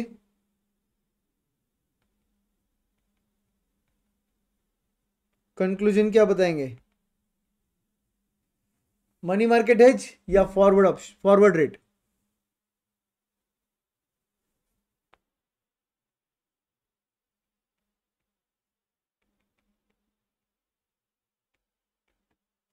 Money market hedge. The investor should use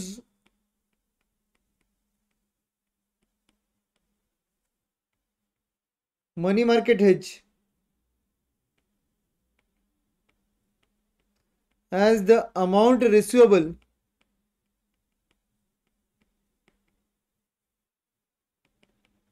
is higher.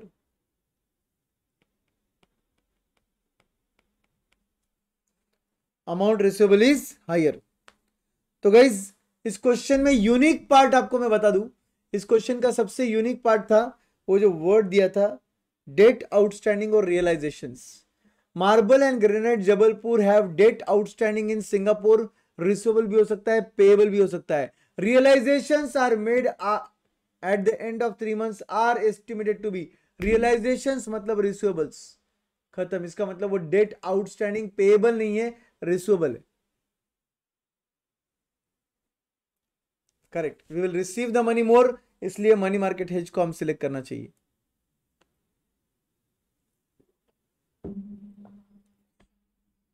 Correct.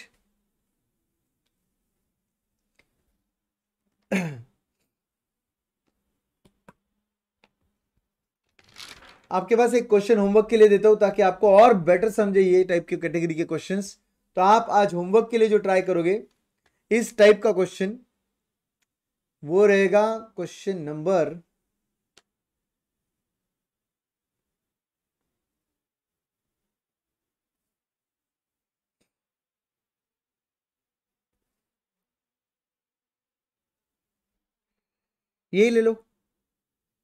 14. Question number 14 आपका होमवर्क रहेगा.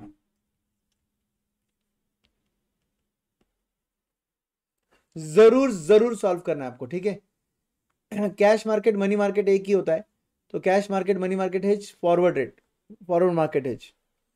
तो क्वेश्चन नंबर 14 आप ट्राई करोगे होमवर्क के लिए, ठीक है.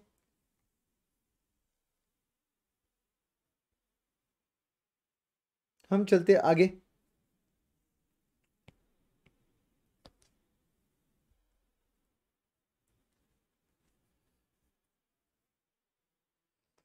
You will give the heading in your notebook, cancellation of forward.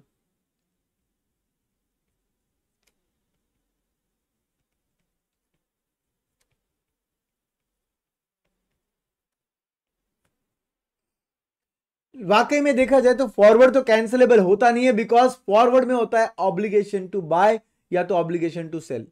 But forward को कैंसिल करना होगा तो एक तरीका है, आप जो भी फॉरवर्ड रेट बुक किए हो उसका अपोजिट ट्रेड बुक कर लो, बाय डिफॉल्ट कैंसिल हो गया. For example after 3 months you have obligation to buy, you don't want to buy. After 3 months obligation to sell कर दो. इधर से बाय करना है, उधर सेल करना है. After 3 months obligation to sell है, आपको नहीं करना ऑब्लिगेशन टू सेल, पूरा नहीं करना, आपको कैंसिल करना था, तो आप ऑब्लिगेशन टू बाय कर लो 3 months बाद का. तो आप फॉरवर्ड को कैंसिल कर सकते हो बिफोर ड्यू डेट. आप कैंसिलेशन कर सकते हो on the due date also. On the due date कैसे कैंसिल होगा सर? आपको करना था फॉरवर्ड एग्रीमेंट, सपोज आपने एंटर किया है एग्रीमेंट टू बाय, ठीक है, ऑब्लिगेशन टू बाय आपके पास, तो डायरेक्टली एक स्पॉट पे सेल कर दो, यूजिंग स्पॉट रेट सेल कर दो. मतलब अपोजिट पोजीशन स्पॉट मार्केट में बुक कर रहे हो, क्योंकि आपने कैंसिलेशन ड्यू डेट पे किया है. तो तो ड्यू डेट मतलब आफ्टर 3 मंथ्स पे किया है, तो ऑब्लिगेशन टू बाय नहीं करना था, आपने तुरंत सेल कर दिया इधर। सपोज आपके पास फॉरवर्ड में था ऑब्लिगेशन टू सेल, आप तुरंत स्पॉट में बाय कर लो, स्पॉट में बाय करके फॉरवर्ड में अपने ऑब्लिगेशन आपका पूरा कर दिया। इसको बोलते हैं cancellation of forward on the due date. I mean to say before due date, on the due date भी कैंसिल हो सकता है। बिफोर ड्यू डेट कैंसिल होगा, आप अपोजिट पोजीशन फॉरवर्ड मार्केट में बुक करोगे, मगर अगर आपको cancellation on the due date करना है तो आप स्पॉट मार्केट में अपोजिट पोजीशन बुक करोगे। कुछ भी करना, अपोजिट पोजीशन तो बुक करना ही पड़ेगा। सिर्फ कंडीशन ये कि अभी फॉरवर्ड मार्केट में करें या स्पॉट मार्केट में, डिपेंड करता है तुम्हारा एग्रीमेंट का जो फॉरवर्ड का है वो एक्सपायर होने वाला है, बिफोर ड्यू डेट आप खड़े हो या ऑन द ड्यू डेट आप खड़े हो। तो यहां पर हम लिखेंगे cancellation of forward, forward need to be cancelled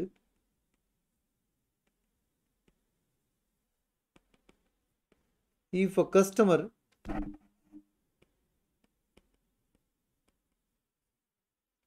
so desires। if a customer so desires मतलब कस्टमर की इच्छा रहेगी तो फॉरवर्ड को कैंसिल करना पड़ेगा। The cancellation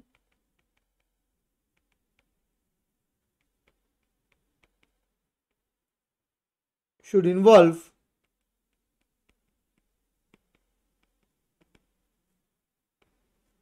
taking an opposite position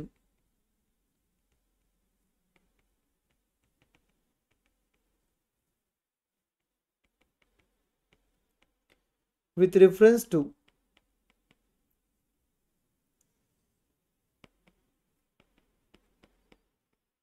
current position,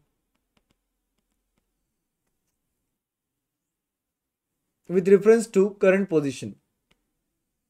आप क्या कर रहे हो, अपोजिट पोजीशन बुक कर रहे हो with reference to current position.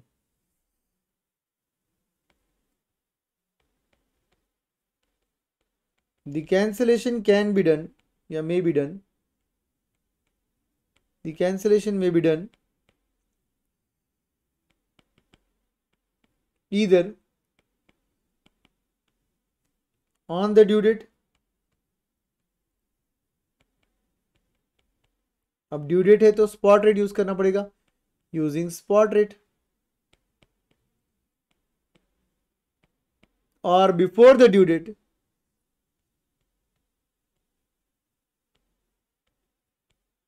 And क्योंकि बिफोर द ड्यू डेट है तो फॉरवर्ड रेट यूज करना पड़ेगा।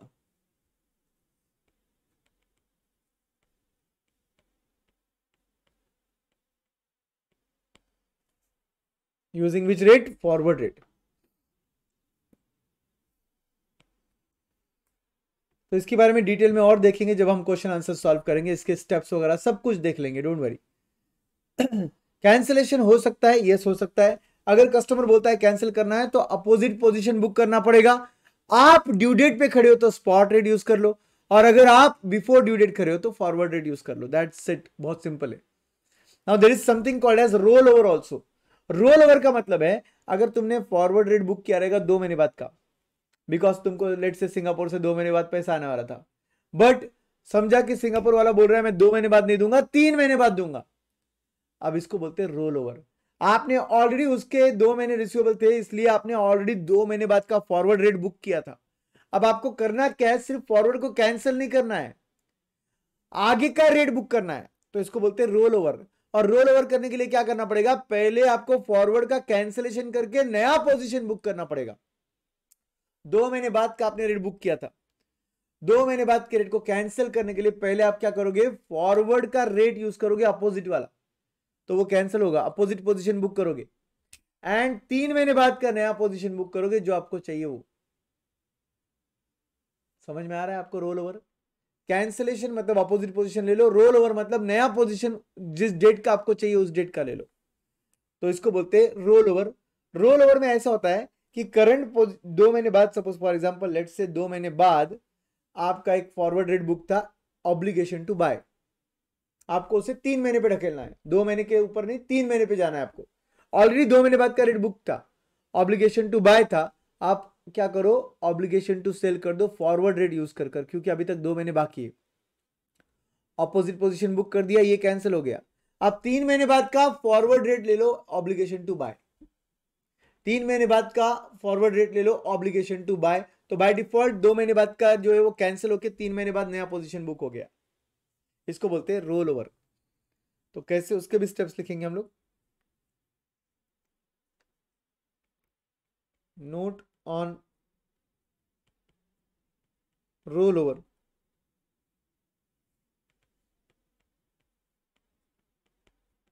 The rollover means extending due date for honoring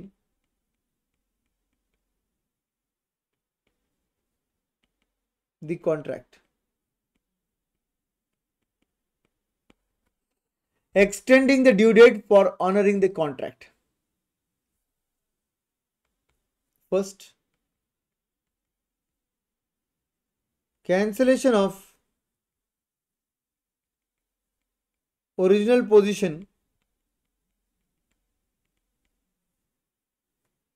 or contract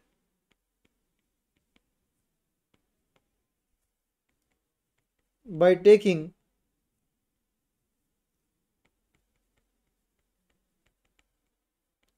opposite position. वो तो ऊपर ही लिखा था अपन ने। अब वो ऑन ड्यू डेट रहेगा या after due date, before due date रहेगा, वो देखना पड़ेगा।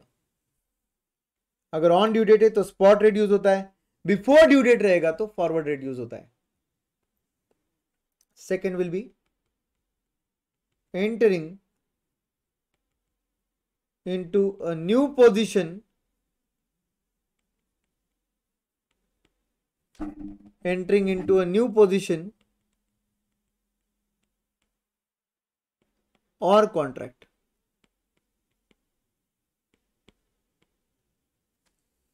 जिस डेट का आपको चाहिए उस डेट का फिर आप पोजीशन नया बुक कर सकते हो, कॉन्ट्रैक्ट बुक कर सकते हो। तो इसको बोलते हैं रोल ओवर। रोल ओवर भी कैसा होता है ये भी आपको क्वेश्चंस देख के ही समझेगा अच्छे से। कैंसलेशन, रोल ओवर, सब कुछ। Now friends, note on FRA. What is FRA? Forward rate agreement.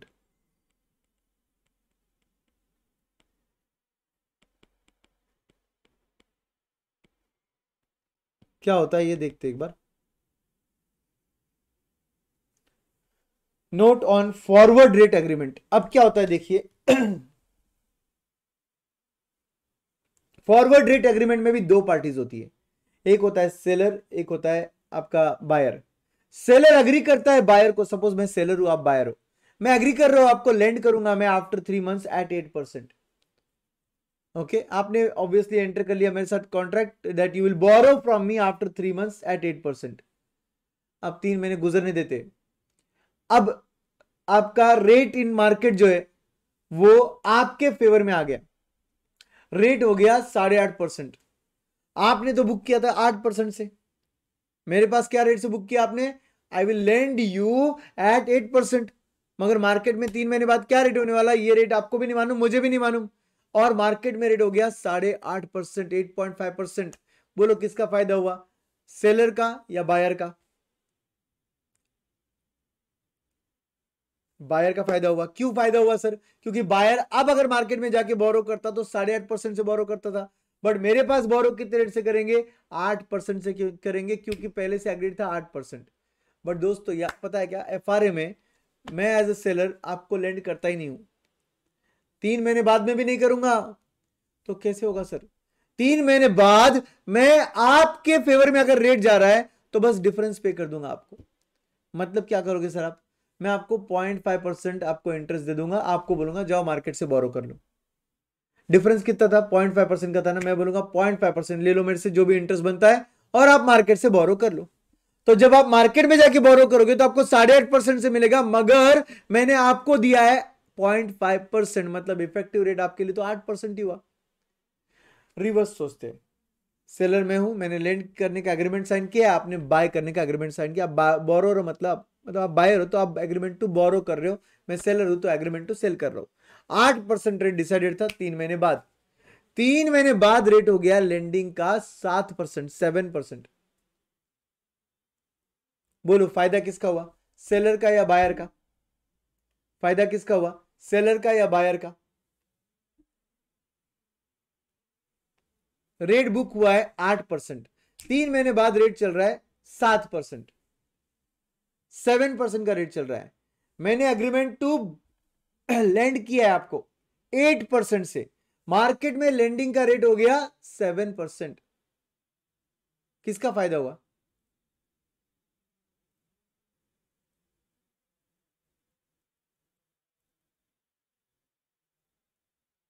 बोलिए। Seller buyer, agreement to lend at 8%, agreement to lend at 8% हुआ है, ठीक है। एग्रीमेंट टू लेंड एट 8% हुआ है, 3 महीने बाद रेट हो गया 7%। फायदा किसका हुआ? ऑब्वियसली फायदा हुआ सेलर का। क्यों फायदा हुआ सर सेलर का? क्योंकि सेलर ने एग्री किया था 8% का लेंडिंग रेट, बट मार्केट में रेट हो गया 7 का। तो ऑब्वियसली सेलर क्या कर सकता है, 7 से बोरो करके आपको 8 से लेंड कर सकता है ना। मगर आपको मालूम है सेलर आपको बोरो नहीं करेगा ना लेंड करेगा, सेलर सिर्फ डिफरेंस सेटल करता है। ये एफआरए में सिर्फ डिफरेंस सेटल होता है। अब इस केस में, इस एग्जांपल में, यू विल गिव मी 1%।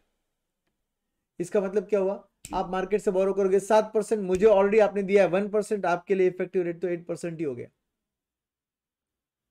आपको समझा? तो एफआरए में कभी भी डिफरेंस पे होता है दोस्तों, एफआरए में कभी भी क्या होता है, डिफरेंस पे होता है, डिफरेंस सेटल होता है, बाकी कुछ नहीं होता है। तो यहां पर लिखते हैं एफआरए के लिए, under FRA the seller agrees to lend to buyer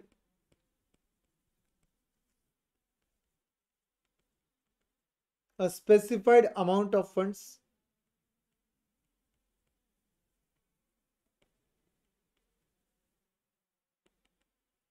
in a specified currency for a period starting at a specified future date.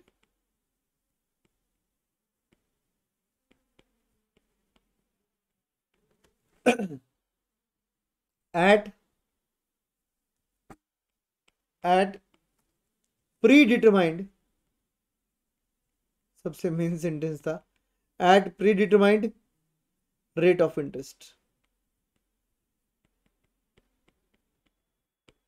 For example मैं सेलर, मैंने बोला I agree to lend you at 8% in US dollar, the amount will be 3 lakh US dollar after 3 months, 8% per annum. Okay, नीचे however on the specified future date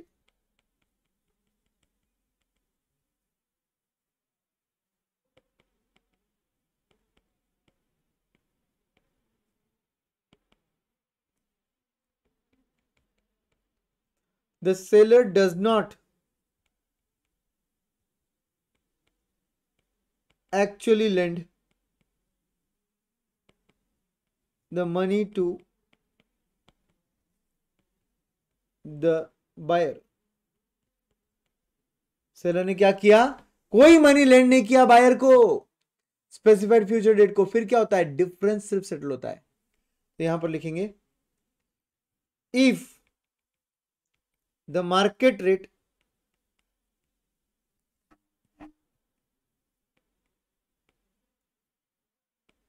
on that date, that date मतलब future date जो specified था, on that date is higher,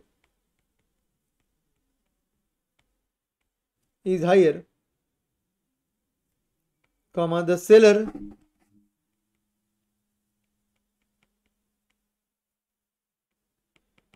will pay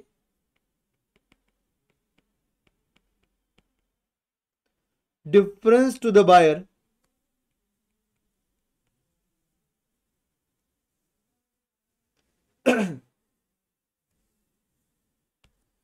difference to the buyer and vice versa लिख दो आगे। vice versa का मतलब क्या हुआ? if market rate on that date is lower, the buyer will pay the difference to the seller। ठीक है, तो अग्री रेट अपना 7-8% था, 8, मार्केट में रेट हो गया 9%, आपका फायदा हो गया। मार्केट का रेट होता था ना 9, मगर मैंने आपके साथ एग्री किया कि मैं आपको 8% से लेंड करूंगा, तो मैं आपको 1% डिफरेंस दे दूंगा और बोलूंगा जाओ मार्केट से ले लो। आपके लिए तो रेट 8% रहेगा ना, क्योंकि 1% मैंने दिया आपको। रिवर्स सोचते, 8% एग्रीड है, मार्केट का रेट हो गया 6%। आप अगर मार्केट से बोरो करोगे तो 6% से मिलेगा, मुझसे बोरो करना पड़ेगा अभी, क्योंकि मैंने और आपने एग्री किया था 8% का, तो डिफरेंस आप मुझे 2% दोगे और मार्केट से बोरो करोगे। और मार्केट से जब बोरो करोगे तो 6 से बोरो करोगे, बट आपके लिए तो रेट 8 हो गया, क्योंकि 6 तो आप मार्केट में दे रहे हो और 2 आपने मुझे दिया। FRA, फॉरवर्ड रेट एग्रीमेंट, जो भी होता है सेटलमेंट सिर्फ डिफरेंस का होता है। करेक्ट? इतना पार्ट आपको समझा एवरीवन? अब आपके इंस्टीट्यूट के मॉड्यूल को ओपन कीजिए जरा।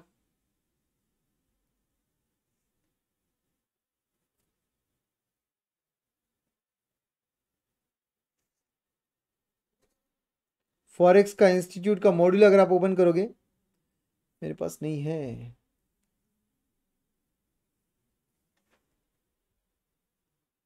ICI.org पे जाना है, स्टूडेंट्स में जाके BOS नॉलेज पोर्टल में जाना है, और यहां पर study material new course CA final and AFM English medium AFM module 1, और यहां पर फॉरेक्स। तो ये फॉरेक्स का मॉड्यूल है, इसको हम भेज देंगे हमारे फाइल फोल्डर्स में, ताकि हम कल इस पर डिस्कशन कर पाए।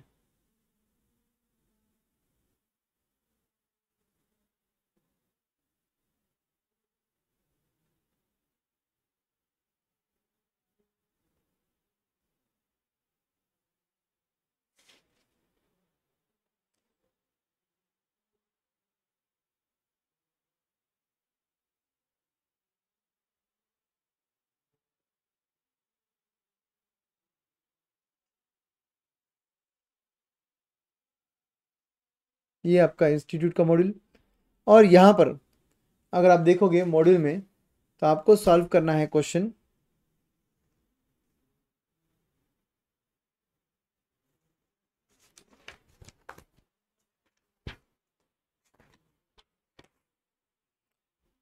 प्रैक्टिकल क्वेश्चन में जाना है।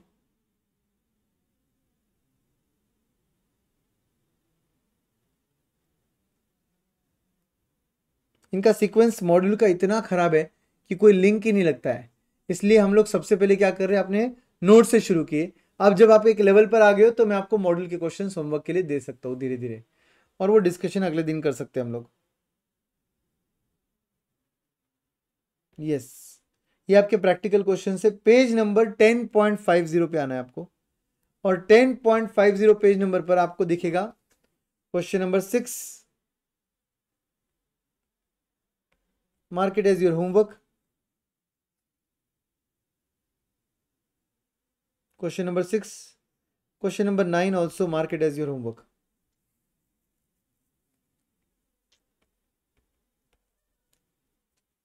क्वेश्चन नंबर 6, क्वेश्चन नंबर 9 ये आपके पास होमवर्क के तौर पे एक है आपका बैंक स्ट्राइक की वजह से जो पोस्टपोनमेंट होता है, 28 फरवरी की जगह 28 जनवरी की जगह 4 फरवरी को वो प्रोसेस हुआ, तो गेन लॉस कितना हुआ, क्या हुआ, वो सब कुछ पूछा है आपको। प्लीज़ आप आपके पहले वाले आंसर्स को रेफर नहीं करोगे, ठीक है। और ये क्वेश्चन नंबर 6 है, इसके अंदर आपको बोला है रिक्वायर्ड एक्सपेक्टेड लॉस निकालो अगर हेजिंग नहीं किया तो, पोजीशन कैसे चेंज होगा अगर हेजिंग किया तो फॉरवर्ड कवर से, और आपको पूछा है कि is the decision to take the forward cover justified, तो आपने इस कैटेगरी के क्वेश्चन सॉल्व किए हैं, nothing to worry at all. You will have to solve these two questions as your home exercise question number 6 and question number 9 from Institute Study Mat. तो मैं यहां पर आपके रिवीजन के लिए लिखवा देता हूं आपका होमवर्क क्या क्या आज.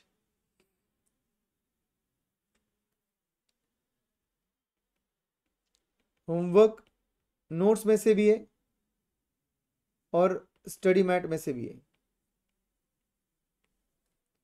नोट्स में से बोलिए क्वेश्चन नंबर क्या क्या था.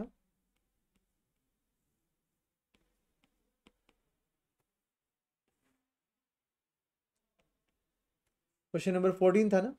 यस, क्वेश्चन नंबर 14 आपका होमवर्क था. एक ही होमवर्क दिया मैंने नोट्स में से, और स्टडी मैट में से आपको 2 होमवर्क दिए. जरूर जरूर ये होमवर्क करके आना, ये होमवर्क करके आना जरूर.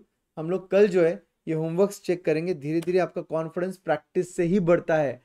फॉरेक्स में जितना आप अलोन प्रैक्टिस करोगे उतना आपको दिक्कत आती है. अगले दिन डिस्कशन होता है, कॉन्फिडेंस गेन होता है. अगर आप सॉल्व ही नहीं करोगे तो अगले दिन डिस्कशन में फोकट का कॉन्फिडेंस आ जाएगा जो कोई यूज का नहीं है. ठीक है, आप जब अटकोगे तब आपको या तो आपका करेक्ट आंसर आकर कॉन्फिडेंस आ जाएगा, या तो आप गलत जाओगे, आप मार्क करोगे क्वेरी, मेरे साथ डिस्कशन करोगे, आपका कॉन्फिडेंस बाय डिफॉल्ट बूस्ट होगा, अगले क्वेश्चन में आप करेक्ट जाओगे. मुझे नहीं लगता कि इन क्वेश्चंस में आपको कोई भी डाउट आएगा. आप बिंदास सॉल्व कर सकते हो, बस कॉन्फिडेंट रहना. सॉल्व करते वक्त अच्छे से सॉल्व करना. ठीक है, तो let's check your home exercise questions tomorrow guys. ठीक है, आज के लिए यहां पर इतना ही. Thank you very much guys, see you tomorrow. Bye bye, take care, have a nice remaining day.